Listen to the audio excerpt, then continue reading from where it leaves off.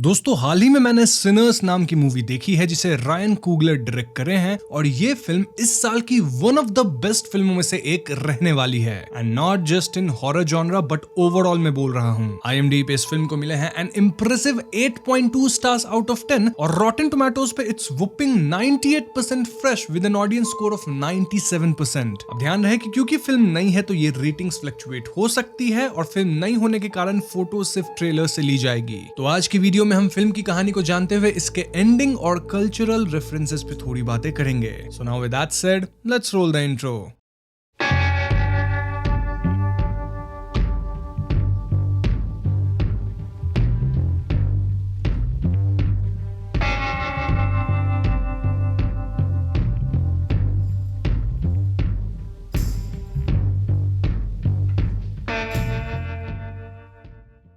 Film के introduction में हमें बताया जाता है कि लेजेंड्स के मुताबिक हमारी दुनिया में ऐसे कुछ लोग रहे हैं जो कि इतना ट्रू म्यूजिक बनाते थे कि ये म्यूजिक पास्ट और फ्यूचर से स्पिरिट्स को कॉन्ज्योर कर सकता था। इतना ही नहीं, ये गिफ्ट फेम और फॉर्चून ला सकता है, लेकिन ये लिविंग और डेड के बीच के वेल को भी खत्म कर देता है। वर्स्ट ऑफ इट ऑल, ये म्यूजिक ईविल को भी अट्रैक्ट कर सकता है। पुराने समय से ही ऐसे लोगों को डिफरेंट नेम्स से बुलाया जाता था, जैसे कि फायर पीपल वगैरह वगैरह। अब इस इंट्रो के बाद हम सैमी नाम के एक यंग आदमी को देखते हैं जो कि बुरी तरह चोटिल था और वो एक चर्च में टूटा हुआ गिटार हाथ में लेके आता है। सैमी को इस हालत में देख के चर्च के लोग परेशान हो जाते हैं और चर्च के पास्टर उसके लिए प्रे करने लगते हैं। वो सैमी को ईविल से दूर जाने को कहते हैं बाय अबैंडनिंग म्यूजिक। सैमी को यहाँ अजीब नाइटमेयर्स आ रहे थे, इंडिकेटिंग कि पिछली रात कुछ तो खतरनाक हुआ था। यहीं पे सीन कट हो जाता है और हमें एक दिन पहले का सीन दिखाया जाता है। बाय द वे मैं आपको बता दूं कि ये कहानी 15 से लेके 16 अक्टूबर 1932 की है। खैर, तो एक दिन पहले हम सैमी को देख पाते हैं जो कि अपना काम वगैरह खत्म करके अपना गिटार चर्च में उठाता है। अब इनके कम्युनिटी चर्च के जो पास्टर थे, जिनको हमने पिछले सीन में देखा भी है, वही सैमी के पिता भी हैं। वो सैमी के म्यूजिक वाली हॉबी से खुश नहीं थे। इनफैक्ट वो म्यूजिक को शैतानी ताकत का प्रतीक मानते थे। लेकिन सैमी म्यूजिक का न सिर्फ शौकीन था बल्कि वो एक एक्सेप्शनल टैलेंट भी था इन ब्लूज म्यूजिक जॉनरा। अब जिन्हें ब्लूज म्यूजिक के बारे में नहीं पता, उन्हें मैं शॉर्ट में बता दूं कि ब्लूज एक सोलफुल और इमोशनल म्यूजिक जॉनरा है जो 19th सेंचुरी में अफ्रीकन अमेरिकन कम्युनिटीज ने डेवलप किया था और स्पेसिफिकली ये सदर्न यूएस में हुआ था। इसमें usually slow tempo, deep lyrics और एक्सेसिव गिटार या हारमोनिक का यूज होता है जो दर्द, स्ट्रगल और रियल लाइफ के इमोशंस को रिफ्लेक्ट करता है। कई लोगों के मुताबिक ब्लूज ही रॉक, जैज और R&B जैसे मॉडर्न जॉनरेस की फाउंडेशन भी मानी जाती है। एनीवेज, यहाँ से सीन शिफ्ट होकर एक ट्विन ब्रदर्स पे फोकस करती है जिनका नाम है स्मोक एंड स्टैक। ये दोनों भाई वर्ल्ड वॉर 1 के वेटरन से और हाल ही में अपने गांव मिसिसिपी वापस आए हैं। इससे पहले ये लोग शिकागो में थे जहां ये गैंग्स वगैरह का हिस्सा रहे थे और वहीं से इन्होंने खूब पैसा कमा लिया है। इन्हीं पैसों से दोनों भाई अपने गांव में एक ज्यूक जॉइंट ओपन करना चाहते हैं। ज्यूक जॉइंट बोले तो ऐसी इनफॉर्मल प्लेस जहां म्यूजिक होगा, डांस होगा, ड्रिंक्स एंड गैम्बलिंग होगा और ये मोस्टली अफ्रीकन अमेरिकन कम्युनिटी के लिए होगा ताकि वो पूरे दिन के काम के बाद अच्छा टाइम गुजार सके। सो ये smoke and stack juke joint खोलने के लिए हॉगवुड नाम के एक व्हाइट इंसान से एक प्लेस खरीदते हैं और हम भी क्लियरली देख पाते हैं कि हॉगवुड रेसिस्ट था। वो बार बार इन भाइयों को देख के थूक रहा था और इनके पास इतना पैसा देख के आश्चर्य में था। देखा जाए तो ट्विंस के पास इतना पैसा था फिर भी हॉगवुड इन्हें रिस्पेक्ट नहीं कर रहा था। खैर, तो प्लेस खरीदने के बाद दोनों भाई टैलेंट्स हायर करने निकलते हैं। मतलब अगर ज्यूक जॉइंट खोल रहे हैं तो कुछ गाने बजाने वाले लोग भी चाहिए होंगे ना। तो हाँ, सबसे पहले ये लोग सैमी को रिक्रूट करते हैं to sing and play guitar. हम ये भी समझ पाते हैं कि सैमी इनका कजन है। इसके बाद स्टैक और सैमी स्मोक से अलग जाते हैं जहां ये दोनों मिलके डेल्टा स्लिम नामक इंसान को हायर करते हैं जो कि हारमोनिका या पियानो वगैरह बढ़िया प्ले कर सकता था। सैमी यहाँ पर्लिन नाम के एक सिंगर से भी इंटरैक्ट करता है एंड इट वाज क्लियर कि पर्लिन और सैमी एक दूसरे को पसंद कर रहे थे। अब यहाँ स्टैक अपनी एक्स गर्लफ्रेंड मेरी से भी मिल पाता है जो कि स्टैक से काफी अपसेट थी क्योंकि वो इतने दिनों तक स्टैक का इंतजार की थी, लेकिन स्टैक उसे छोड़ के जाने के बाद कभी कनेक्ट ही नहीं किया उससे। हम भी समझ पाते हैं कि मेरी की माँ का एक दिन पहले ही देहांत हुआ था और मेरी की माँ ही शायद बचपन में स्टैक एंड स्मोक को कुछ दिन पाली भी थी। वैसे मेरी काइंड ऑफ वाइट है, काइंड ऑफ इसलिए बोल रहा हूँ क्योंकि उसके पेरेंट्स हाफ ब्लैक थे और अब वो काइंड ऑफ वाइट लोगों के कम्युनिटी का हिस्सा बन चुकी है। अब यहाँ मैं कलर पे एम्फेसिस इसलिए दे रहा हूँ क्योंकि फिल्म में भी इस चीज पे काफी फोकस किया गया है ताकि 1930s के टाइम के रेसिज्म को क्लियरली दिखाया जा सके। इस पे हम थियरी सेक्शन में थोड़ा और बात करेंगे। खैर, तो स्टैक सैमी और डेल्टा स्लिम को लेके एक कॉटन फील्ड में जाता है जहां वो अपने और स्मोक के पुराने दोस्त कॉर्न ब्रेड को ज्यूक जॉइंट का डोरमैन बनने के लिए, मतलब सिक्योरिटी के लिए रिक्रूट करता है। क्लब में होता है ना, बाउंसर भी होगा, तो यहाँ भी सिक्योरिटी चाहिए ताकि कोई भी अंदर ना आ जाए। वहीं दूसरी तरफ स्मोक टाउन में जाके local Chinese shopkeeper grace and बो को भी हायर करता है ताकि ये दोनों ज्यूक जॉइंट पे केटरिंग का काम संभाले, मतलब कस्टमर्स को खाने पीने का सामान देना, गैम्बलिंग वगैरह का माहौल बनाना वगैरह वगैरह। इसके बाद स्मोक अपनी वाइफ एनी से मिलने जाता है और हम समझ पाते हैं कि स्मोक और एनी भले अब भी शादीशुदा हैं, लेकिन एक दूसरे से काफी डिस्टेंट हो चुके हैं। मोस्टली इनके बीच ऑकल्ट रिचुअल्स को लेकर झगड़ा हुआ करता था। इनफैक्ट अब भी झगड़ा हो ही रहा था। एनी ना सिर्फ ऑकल्ट रिचुअल्स में मानती थी बल्कि वो इसे प्रैक्टिस भी करती थी। वहीं स्मोक का कहना था कि वॉर में वो पूरी दुनिया घूमा है और उसे आज तक एक भी घोस्ट नहीं दिखा। इस पे एनी कहती है कि वो ऐसी कुछ रिचुअल्स कर रही थी जिससे ये ट्विंस हमेशा सेफ रहे, लेकिन स्मोक गुस्से में उसे याद दिलाता है कि अगर तुम्हें इतना ही कुछ रिचुअल वगैरह आता है तो फिर हमारी जो एक छोटी बेटी थी वो क्यों नहीं बच पाई थी। इसका मतलब ये दोस्तों कि इनकी एक बेटी भी हुआ करती थी जो कि जन्म लेने के कुछ ही समय बाद समाप्त हो गई थी। यहाँ हम देख पाते हैं कि स्मोक अब भी एनी का दिया हुआ तलिस्मन पहनता था। इनफैक्ट बहस करने के बाद दोनों यहाँ इंटीमेट भी होते हैं। अब यहाँ से कहानी एक रेमिक नाम के इंसान पे फोकस करती है जो कि एकदम चोटिल सी हालत में बर्ट और जोएन नाम के कपल के घर में शरण लेता है। कुछ ही देर बाद रेमिक को ढूंढते हुए कुछ वैम्पायर हंटर्स यहाँ आते हैं और जोआन इनसे झूठ कह देती है कि इनके घर में कोई नहीं आया है। अब जैसे ही सूरज ढलता है ये वैम्पायर हंटर्स तो निकल लेते हैं, लेकिन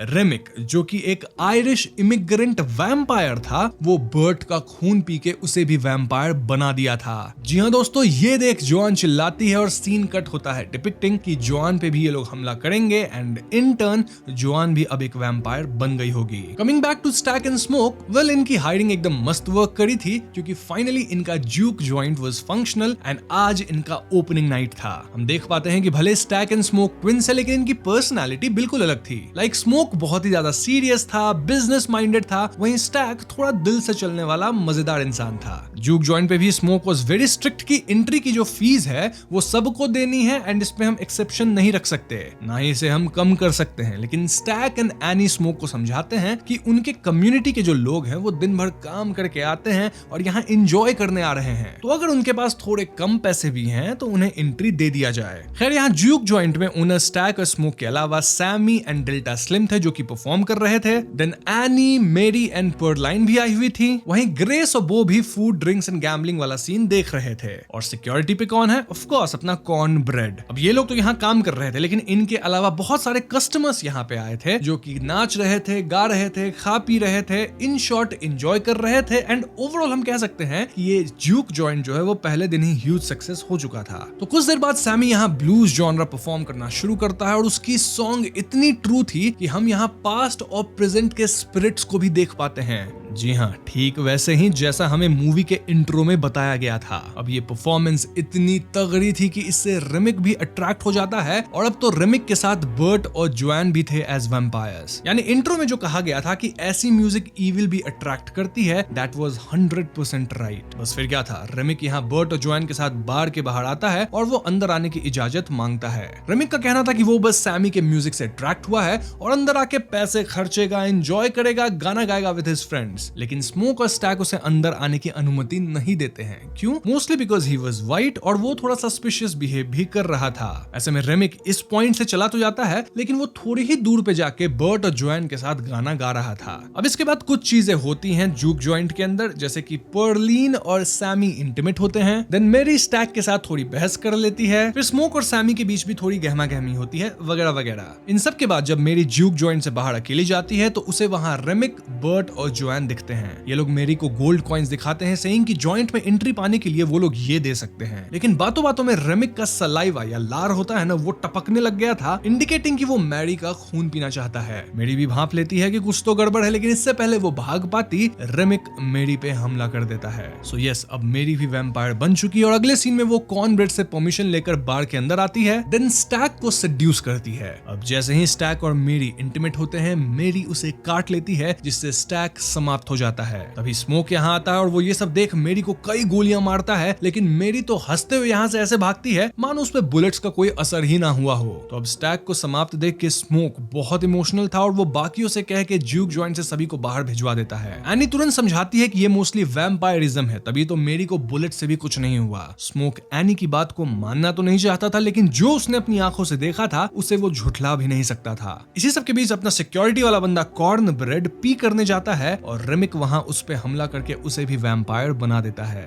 अब इसके थोड़ी देर बाद कॉर्न ब्रेड जूक जॉइंट के बाहर आता है और वो अंदर आने की परमिशन मांगता है। एनी तुरंत पॉइंट आउट करती है कि कैसे वैम्पायर्स बिना परमिशन के घर के अंदर नहीं आ सकते, और क्योंकि कॉर्न ब्रेड परमिशन मांग रहा है यानी वो कन्वर्ट हो चुका है। कॉर्न ब्रेड यहाँ तुरंत बात को बदल के कहता है कि उसे एटलीस्ट आज के काम का पैसा चाहिए, और जैसे ही स्मोक पैसा देने के लिए हाथ बढ़ाता है कॉर्न ब्रेड उसके हाथ को काटने की कोशिश करता है, लेकिन स्मोक बचते हुए कॉर्न ब्रेड पे ही हमला करता है। सो यस, इस पॉइंट तक किसी पे भी भरोसा करना मुमकिन नहीं था क्योंकि पता ही नहीं कि कौन कौन वैम्पायर्स बन चुके हैं। वहीं कॉर्न ब्रेड तो गोली खाने के बाद भी नाच रहा था। इसी बीच स्टैक जो कि मर चुका था वो वैम्पायर बन के वापस उठ जाता है, लेकिन इससे पहले वो किसी पे हमला करता एनी उसके ऊपर पिकल्ड गार्लिक जूस फेंक देती है, जिससे अजीब तरह से वो जल के भागता है। अब एनी यहाँ बाकी सर्वाइवर्स को समझाती है कि सिर्फ सिल्वर या वुडन स्टेक से ही वैम्पायर्स को मारा जा सकता है और गार्लिक से भी उनको रिपेल किया जा सकता है। इनफैक्ट बिना इनवाइट किए कोई भी वैम्पायर किसी बिल्डिंग में एंटर नहीं कर सकता। यहाँ एनी स्मोक को एक तलिस्मन भी देती है ताकि वो खुद को प्रोटेक्ट कर सके, और वो बार के अंदर मौजूद लोगों को गार्लिक वाला पिकल खाने भी कहती है ताकि प्रूव हो सके कि भैया जो लोग अंदर हैं वो तो सारे ह्यूमंस हैं। अब दोस्तों ज्यूक जॉइंट के अंदर बहुत लोग बार में आए थे, कस्टमर्स नाच रहे थे, उनको तो बाहर भेज दिया गया था ना।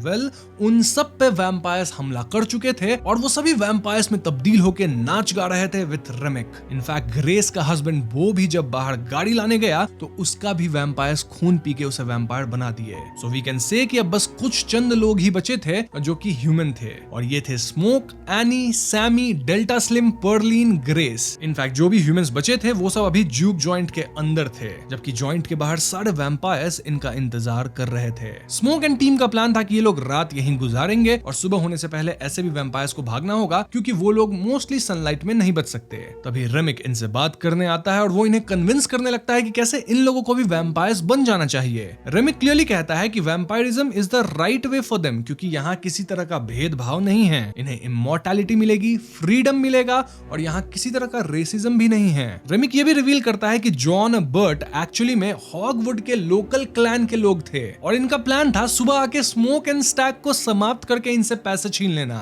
दिस डिपिक्ट्स कि कैसे रेसिज्म बहुत ज्यादा है और स्मोक एंड स्टैक पे एनी हाउ हमला होने ही वाला था जस्ट बिकॉज वो लोग ब्लैक थे और किसी तरह पैसा बना लिए थे। इनफैक्ट हम व्यूअर्स यहाँ एक और बात समझ पाते हैं कि जो वैम्पायर दूसरे को वैम्पायर बनाता है वो उनकी मेमोरी एक्सेस कर पाता है। जैसे रेमिक जोएन और बर्ट की मेमोरी को देख पाया तभी तो उसे ये बात पता चला। सो यार रेमिक का बेसिक पॉइंट यही था कि any how smoke and stack कल सुबह समाप्त होने ही वाले हैं और सोसाइटी उन्हें कभी भी रिस्पेक्ट नहीं देगा, नो मैटर वो कितना भी पैसा कमा ले। तो इससे अच्छा वैम्पायरिज्म ही अपना लिया जाए। वैसे स्टैक तो ऑलरेडी वैम्पायर बन ही चुका था and he is very happy with मेरी जो कि खुद वैम्पायर है, बट रेमिक वांटेड कि वो स्मोक और जो भी उसके साथ लोग बचे हैं उनको भी वैम्पायर में तब्दील कर दे। अब ये ऑफर टेम्पटिंग तो था लेकिन स्मोक एंड बाकी लोग इसे एक्सेप्ट नहीं करते और ऐसे में रेमिक कहता है कि उसे बस सैमी चाहिए जिसके बाद वो इन्हें छोड़ के चला जाएगा। दरअसल सैमी के सॉन्ग में वो जादू था जो कि ओल्ड एंड न्यू स्पिरिट्स तक को हिला सकता था और इसी से रेमिक बहुत ज्यादा इंप्रेस हुआ था। तो हाँ, उसे सैमी चाहिए था, लेकिन ऑफ कोर्स ये लोग सैमी को हैंड ओवर नहीं करते हैं, विच इंडिकेट्स कि अब एक फुल ऑन वॉर होने वाला था। यहाँ ग्रेस बो की मौत को लेकर बहुत ज्यादा भड़क रही थी और जख्म पे नमक तब पड़ता है जब रेमिक कहता है कि वो ग्रेस की बेटी पे हमला करेगा जो कि फिलहाल ग्रेस के घर पे है। ये सुनते ग्रेस आपे से बाहर होती है और वो वैम्पायर्स को चैलेंज कर देती है। अब चैलेंज मिलते वैम्पायर्स अंदर आ सकते हैं क्योंकि ये काइंड ऑफ इन्विटेशन हो गया एंड देन यहाँ वाकई में एक फुल ब्लोन वॉर शुरू हो जाता है। इस हाथापाई में any, grace and delta slim तीनों मारे जाते हैं। इनफैक्ट डेल्टा स्लिम तो सैमी, स्मोक और पर्लिन को बचाने के लिए खुद को सैक्रिफाइस करता है। नाउ मेरी जो कि ऑलरेडी वैम्पायर है वो एनी की मौत से टूट जाती है और शॉक में बाहर से भाग जाती है। ये बहुत दुखद इसलिए था क्योंकि स्टैक एनी को काट लिया था जिससे वो भी वैम्पायर बन जाती और ऐसे में स्मोक को अपने हाथों से एनी के अंदर वुडन स्टेक डालना पड़ा जो कि बहुत ज्यादा इमोशनल था। तो इसके बाद सैमी और पर्लाइन वहां से भागने की कोशिश करते हैं लेकिन रेमिक और स्टैक उन्हें बीच रास्ते में घेर लेते हैं। स्मोक भी वहां आता है एंड देन स्मोक और स्टैक के बीच एक ब्रूटल फाइट होती है। वहीं सैमी और पर्लाइन रेमिक का सामना करते हैं। फाइट में पर्लिन को वैम्पायर बाइट कर लेता है और मरने से पहले वो सैमी से गुहार करती है कि वो अपनी जान बचा के भाग जाए। सैमी भी कार से भागने की कोशिश करता है लेकिन रेमिक उसका रास्ता रोक लेता है। यहाँ सारे वैम्पायर्स रेमिक के साथ खड़े थे और सैमी का काम तमाम होने वाला था, बट लास्ट मोमेंट में सैमी अपनी गिटार उठा के रेमिक के सर पे तोड़ देता है एंड मोस्टली सैमी के गिटार में एक सिल्वर प्लेट थी जो कि रेमिक के सर में धंस जाती है। इससे रेमिक मरता तो नहीं लेकिन उसे दर्द बहुत होता है। इनफैक्ट हम बाकी कन्वर्टेड वैम्पायर्स को भी दर्द से कड़ाते देखते हैं। अब इससे पहले रेमिक पलटवार करता, स्मोक वहां आ जाता है और वुडन स्टेक से रेमिक को फाइनली खत्म कर देता है। इसके कुछ ही सेकंड्स बाद सूर्योदय होने लग जाता है और सारे वैम्पायर्स लोग जलकर खत्म हो जाते हैं। अगर आपको ध्यान हो तो स्मोक अपने भाई स्टैक से भिड़ गया था और स्टैक वैम्पायर था और उस लड़ाई में स्मोक स्टैक को ऑलमोस्ट खत्म भी करने वाला था, लेकिन हमें दिखाया नहीं जाता कि क्या वाकई स्टैक खत्म हुआ है। सो यस, आपके मन में अगर सवाल है कि स्टैक का क्या हुआ तो वेल इस पे क्लैरिटी आपको थोड़ी ही देर में मिल जाएगी। एनीवेज, तो स्मोक यहाँ सैमी को जल्दी भागने को बोलता है क्योंकि सुबह होते यहाँ हॉगवुड और उसकी क्लैन आने वाली थी। सैमी भागता है और ठीक थोड़ी देर बाद हॉगवुड और क्लैन यहाँ आते हैं। स्मोक यहाँ अकेले गन्स वगैरह लेके इनसे भिड़ जाता है। इनफैक्ट वो सबको मार भी गिराता है। ऑल्दो इस लड़ाई में वो खुद भी बुरी तरह से जख्मी हो जाता है और अपनी आखिरी सांसों में उसे एनी और उसकी बेटी का एक प्यारा सा विजन दिखता है एंड इन द एंड वो अपनी इंजरीज के कारण समाप्त हो जाता है। वहीं सैमी जो थक चुका होता है और दुख में डूबा होता है वो अपने फादर के चर्च में लौट जाता है। अब दोस्तों, ये मूवी का वही फर्स्ट सीन है जो कि मैंने आपको इनिशियली नरेट किया था। सैमी के पिता जो कि पास्टर हैं, वो उसे म्यूजिक छोड़कर सैल्वेशन चूज करने को बोलते हैं, लेकिन सैमी रिफ्यूज कर देता है और अपनी गिटार उठाकर चर्च से निकल जाता है। मतलब गिटार का बस हैंडल ही बचा था। यहीं पे फिल्म खत्म हो जाती है। अब दोस्तों, फिल्म में एक मिड क्रेडिट सीन है और एक post credit scene. Mid credit scene बहुत ज्यादा इंपॉर्टेंट है जो कि मैं आपको अभी बताऊंगा, लेकिन पोस्ट क्रेडिट सीन कुछ खास नहीं है, ऑल्दो वो भी मैं आपको यहाँ बताऊंगा। तो मिड क्रेडिट सीन 60 साल बाद की है, यानी 1992 की, जब हमें शिकागो का सीन दिखाया जाता है। यहाँ हम ओल्ड सैमी को देखते हैं जो अब एक फेमस ब्लूज म्यूजिशियन बन चुका होता है। अब उससे मिलने यहाँ स्टैक और मेरी आते हैं। जी हाँ दोस्तों, स्टैक रिवील करता है कि उस रात ज्यूक जॉइंट पे स्मोक ने उसकी जान बख्श दी थी, लेकिन स्मोक यहाँ एक कंडीशन रखा था। कंडीशन ये कि स्टैक सैमी को हमेशा एक पीसफुल जिंदगी जीने देगा। सो ये स्टैक अपना वादा रखा और वो सैमी को कभी हार्म नहीं किया। ऑल्दो स्टैक एंड मेरी यहाँ सैमी को इमोर्टैलिटी का ऑफर देते हैं, यानी उसे वैम्पायर बनाने का ऑफर। क्यों? क्योंकि सैमी अब ज्यादा दिन जिंदा नहीं रहने वाला था because of his old age. In fact हम स्टैक एंड मेरी को देखते हैं जो कि 60 साल बाद भी सिमिलर ही दिख रहे थे जैसा वो 1932 में दिखते थे, एकदम यंग। ऑल्दो इनका फैशन सेंस अब 90s वाला हो गया है। वहाँ सैमी को जो ये इमोर्टैलिटी ऑफर किए हैं, सैमी इसको पोलाइटली डिक्लाइन करता है। जाने से पहले स्टैक उससे बोलता है कि एक सॉन्ग सुनाओ और सैमी अपनी गिटार उठा के बजाना शुरू कर देता है। जब स्टैक और मेरी वापस जाने लगते हैं तब सैमी उन्हें बताता है कि आज भी उस रात के नाइटमेयर्स उसका पीछा नहीं छोड़ते, लेकिन उसे ये भी याद है कि उस रात के एक दिन पहले का दिन उसकी जिंदगी का सबसे बेस्ट डे था। स्टैक भी अग्री करता और बोलता है कि उसका भी वो बेस्ट डे था क्योंकि वही लास्ट दिन था जब वो अपने भाई को आखिरी बार देखा था। देन वो लास्ट डे था जब स्टैक सनलाइट को फील कर पाया था और वो लास्ट डे था जब स्टैक के पास रियल फ्रीडम था। यहीं पे मिड क्रेडिट सीन खत्म होती है और पोस्ट क्रेडिट में हम यंग सैमी को गिटार बजाते देखते हैं एंड ये दिन मोस्टली उस रात के एक दिन पहले का था। मतलब वो भयावह रात की मैं बात कर रहा हूँ, 1932 वाली। मूवी यहीं पे खत्म हो जाती है। तो दोस्तों, ये थी सिनर्स फिल्म की कहानी और यहाँ कहानी काफी ज्यादा सिंपल सी थी, लेकिन फिर भी ये film one of the best film है because of its cultural references और कैसे यहाँ रेसिज्म वाली बात को भी दिखाया गया है। सबसे पहले अगर हम स्मोक और स्टैक पे आते हैं तो हम क्लियरली देख पाते हैं कि कैसे पैसा होने के बाद भी उन्हें समाज में रेस्पेक्ट नहीं मिल रहा था फ्रॉम व्हाइट पीपल। इनफैक्ट हॉगवुड तो इन्हें देख के थूक रहा था और अगले दिन इन्हें खत्म करके इनके पैसे लेने भी आने वाला था। देन रेमिक भी बताता है कि कैसे वैम्पायरिज्म इज द एस्केप क्योंकि वहां सब इक्वल हैं,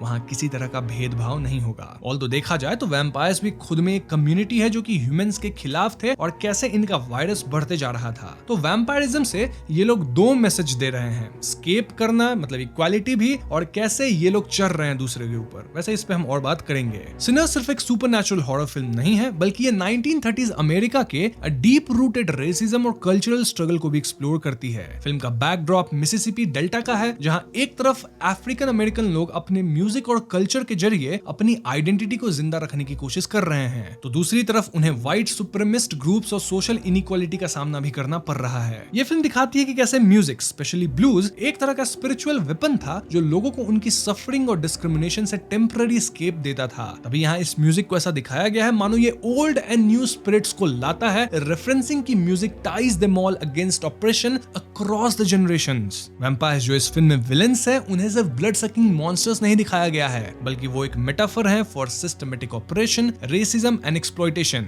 जब आयरिश इमिग्रेंट वैम्पायर रेमिक लोकल क्लैंसमैन को वैम्पायर बना देता है, वो सीन एक चिलिंग कमेंट्री है कि कैसे हेट और वायलेंस का वायरस एक जनरेशन से दूसरे में पास ऑन होता रहता है। तो इसलिए मैं बोल रहा था कि वैम्पायरिज्म जो है उससे यहाँ दो चीजों को डिपिक्ट किया गया है, आप जिस भी नजरिए से देखना चाहे। अब एक इंटरेस्टिंग ट्रिविया ये भी है कि डायरेक्टर रायन कुगलर ने इस फिल्म में authentic 1930s delta environment create करने के लिए ओरिजिनल ब्लूज म्यूजिशियन के रेयर रिकॉर्डिंग्स को सुन के dialogues and background score design किया था। और जो ज्यूक जॉइंट का सेट दिखाया गया है वो एक्चुअली एक अबैंडन्ड मिसिसिपी बांध में शूट हुआ, जिसे प्रोडक्शन टीम ने ओल्ड स्कूल वाइब के लिए रिस्टोर किया। एक और सटल डिटेल ये है कि स्टैक और स्मोक का रिलेशनशिप भी रेशियल और पर्सनल कॉन्फ्लिक्ट को मिरर करता है। मतलब दोनों भाई अपने अलग सपने और रियलिटीज में जी रहे होते हैं, लेकिन दुनिया का उन पे प्रेशर हमेशा एक जैसा होता है। इस फिल्म में सुपरनैचुरल हॉरर और रियल वर्ल्ड रेसिज्म को इस तरह ब्लेंड किया गया है कि ऑडियंस को सिर्फ डर नहीं लगता बल्कि सोचने पे भी मजबूर किया जाता है कि किस तरह सोसाइटी के मॉन्स्टर्स कभी-कभी ह्यूमन से भी ज्यादा खतरनाक होते हैं। सिनर्स के पीछे कई ऐसे हिडन और इंटरेस्टिंग डिटेल्स हैं जो फिल्म को और भी गहरा बनाते हैं, और इसे समझने के लिए आपको फिल्म ही देखनी पड़ेगी। मतलब मैं सब कुछ एक्सप्लेनेशन में नहीं बता सकता, और फिल्म को भी मैं हाईली रिकमेंड करता हूँ। मैंने इसे बस एक बार देखा है, तो मुझे जितना याद है उतना मैं आपको बता देता हूँ। जैसे कि माइकल बी जॉर्डन का dual role Stack and Smoke दोनों भाई एक ही एक्टर ने प्ले किया है, लेकिन उनका बॉडी लैंग्वेज और एक्सेंट इतना अलग है कि मूवी के स्टार्ट के बाद आपको कभी फील ही नहीं होगा कि एक ही एक्टर दोनों रोल्स को प्ले कर रहे हैं। मतलब हाँ, शक्ल सेम है बट स्टिल बहुत ज्यादा डिफरेंस है दोनों कैरेक्टर्स में। सबसे क्रेजी बात तो ये है कि स्टैक का गिटार केस जो फिल्म में बार बार दिखाया जाता है, उस पे एक छोटा स्टिकर चिपका होता है जिसमें लिखा होता है फ्री बट नॉट फ्री, जो स्लेवरी के खत्म होने के बावजूद ब्लैक कम्युनिटी की रियल लाइफ स्ट्रगल को सिंबॉलिकली रिफ्लेक्ट करता है। इसके अलावा फिल्म का ब्लूज हेवी साउंड ट्रैक भी एक रेयर कोलैबोरेशन था, जहां मॉडर्न प्रोड्यूसर्स ने असली 1930s ब्लूज रिकॉर्डिंग को रिमिक्स करते वक्त पर्पसली उसमें स्टैटिक और रिकॉर्डिंग हिस छोड़ा, ताकि सुनते वक्त ऑडियंस को लगे जैसे वो एक पुरानी डस्टी विनिल सुन रहे हैं। रेमिक का कैरेक्टर भी एक इंटरेस्टिंग ट्विस्ट के साथ लिखा गया है, जो एक आयरिश इमिग्रेंट वैम्पायर है और वो लोकल क्लैंसमैन को वैम्पायर बना देता है। और ये सीन सटल तरीके से इस बात को रिफ्लेक्ट करता है कि कैसे हेट और पावर का साइकिल जनरेशंस तक पास होता रहता है, चाहे वो इंसानी दुनिया हो या वैम्पायर की दुनिया। डायरेक्टर रायन कुगलर ने खुद बताया कि उन्होंने वैम्पायर्स को सिंपल मॉन्स्टर्स नहीं बल्कि सिस्टमेटिक ऑपरेशन का लिविंग मेटाफर बना के डिजाइन किया, और यही इस फिल्म को एक लेयर्ड हॉरर बनाता है। सिर्फ जंप स्केयर वाला हॉरर नहीं, बल्कि फिल्म में ऐसा कोई जंप स्केयर है भी नहीं, बल्कि आपको मजा आएगा, सोचने पे फिल्म आपको मजबूर करेगी। सो यस, ये थी फिल्म की एक्सप्लेनेशन एंड पूरी कल्चरल रेफरेंसेस, जितना मुझे एक बार देख के समझ आया। उम्मीद करता हूं कि आपको एक्सप्लेनेशन पसंद आई होगी। पसंद आई है तो वीडियो को लाइक और शेयर करें, और अगर आपके पास कुछ और भी पॉइंट्स ऐड करने के लिए है तो कमेंट्स में लिख दीजिएगा। साथ ही चैनल पर नए हैं तो हमें सब्सक्राइब भी कीजिएगा, क्योंकि हम अपने चैनल पे ऐसे वीडियोस लाते रहते हैं। पीस।